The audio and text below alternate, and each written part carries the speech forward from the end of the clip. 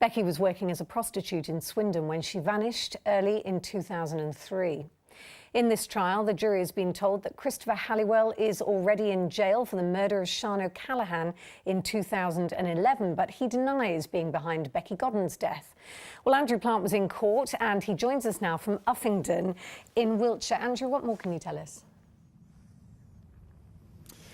Good evening, Alex. Yeah, the Chris Halliwell murder trial heard its second full day of evidence today. Let's just show you the man who was the main witness today. This is Stephen Fulcher, a former detective superintendent with Wiltshire Police. Now, he was the officer who was in charge of the investigation into the disappearance of Sian O'Callaghan in Swindon back in 2011. Now, he and his team arrested Chris Halliwell on suspicion of Sian's kidnap, and Chris Halliwell brought him and his team here to Uffington, the Vale of the White Horse on the edge of Oxfordshire. And it is here, alleged the former detective in court today, that they had the following conversation when Chris Halliwell, he says, admitted to killing a second victim. This is how that went.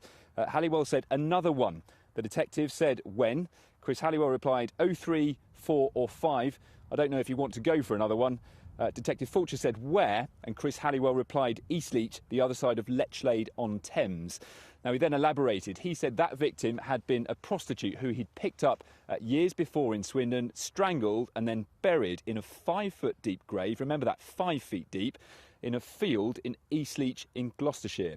Now, he then led Detective Fulcher and his team to that field in Gloucestershire, where they did indeed find Becky Godden's remains, but they found it not in a 5-foot grave, but in a shallow grave, just 6 to 8 inches deep, they said. Now, Chris Halliwell is defending himself in court, and he picked up on that today. He said to the detective, "Doesn't it suggest that because I didn't know how deep that grave was, I wasn't responsible for burying Becky's body?" But the detective replied like this. He said, "That's not what it suggests to me, Chris. It suggests to me that you got confused and that, in fact, there could be other victims."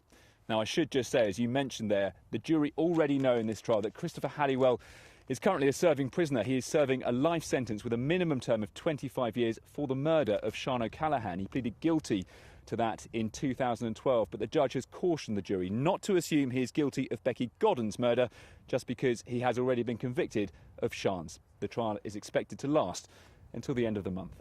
Yes, we're following it very closely. Andrew, thank you for that.